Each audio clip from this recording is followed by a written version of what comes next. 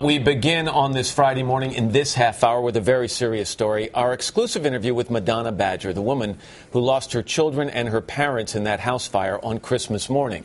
Almost immediately after the tragedy, authorities said they believed ashes from the fireplace started that fire after they were placed in a paper bag by her boyfriend, Michael Borsina. But Madonna Badger has serious questions about that explanation. Your relationship now with Michael.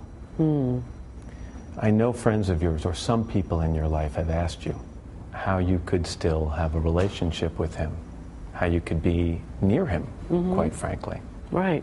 How do you answer that question? The answer for me is that we were in the fire together. We were in the fire. And we spent the last night on Earth with my 3 children and my mom and dad, and it was beautiful. There's another reason as well. And it may surprise you. I don't believe that the ashes caused the fire. So I don't believe that Mike is responsible for starting the fire. Why doesn't she believe the ashes caused the fire? For one thing, she knows the source of that theory. It was her, in the hospital, on the morning of the fire, when she spoke to a city fire official.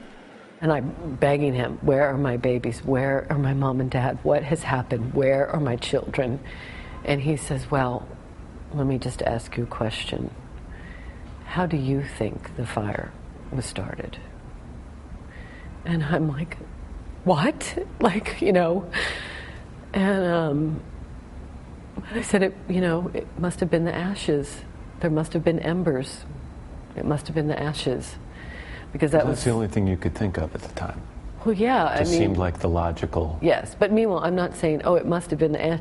I'm saying it must have been. I'm literally hysterical. Do you think that became the entirety of the investigation? Do you think they just said, okay, it was those ashes? What do you think? You think it could have been something else? Yes. She comes by her skepticism honestly. It's how she was raised. We used to call my dad Mr. Safety Man. Her father, in retirement at department store Santa, had worked for more than 25 years as a corporate safety manager. I mean, he changed the batteries in my fire alarms, every year for me. He and my mom both were incredibly safety conscious. My mother owned an electrical contracting company in Louisville, Kentucky, and she and I would walk through the house and look at the wiring and go downstairs and look at the electrical boxes. They all knew her home in Connecticut needed plenty of work. The electrical system in the house was from the 40s or something. So I was making that house safe. That's what I thought. She says she had the whole house rewired. She installed fire extinguishers and, of course, smoke alarms. And yet... As you woke up choking, Madonna, because of the smoke, did you hear smoke detectors? Did you hear smoke alarms? No. Anything going off in that house? Nothing. It was silent. It was the scariest silence. She also wants to know why she saw what she saw after she climbed out of the window. I ran to the edge of my house and I looked down to the left. And there I saw a little bit of flame, but mostly just sparks everywhere. Coming out of smoke. What?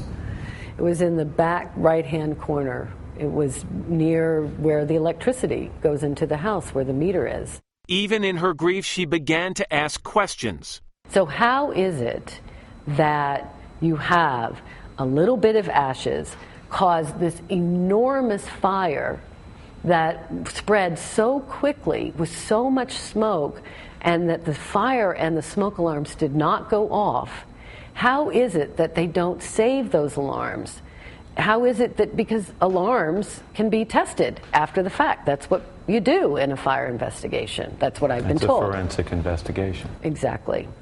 And none of those things happened because nobody knows where any of the pieces are. Nobody knows because the day after the fire, city officials had her house torn down. After the funeral, I had an interview with the police, and the first question they asked me was, why did you have your house torn down? And you said? I said, I didn't have my house torn down. What are you talking about? You know? And they said, well, we were told that you had your house torn down. I was like, no. And then I asked them if they could help me get anything out of the house, that I wanted to know where my things were, you know, that were in the house that might have, you know. And salvageable.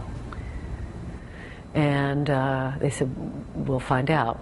And so within a 3 or 4 day period, they brought a bag of stuffed animals, black contractor bag of stuffed animals. That was it. And that was it. In his official report, the state's attorney concluded the fire was most likely caused by the disposal of fireplace ash. But he also wrote, regrettably, the structure was demolished before the state fire marshal's office or any other expert could make an independent examination and determination. The state's attorney decided not to file any charges related to the fire. But Madonna Badger says she won't stop asking until all her questions are answered. Is it imperative for you to answer those questions for Lily, Grace, and Sarah, and your parents? Absolutely. To honor them with the truth. You know, I believe they deserve that. And if the truth is that a bag filled with some ashes from a fireplace set their house on fire, that's okay too, in terms of an answer? I mean, absolutely. You know, I have to live with them being gone every single day. The cause of that fire is important for me to know in order to somehow find some peace. The city of Stamford, Connecticut declined to address the specific questions Madonna Badger raises, citing the possibility of some future lawsuits. Stamford's legal counsel said the city's actions were consistent with its obligations to protect life and property.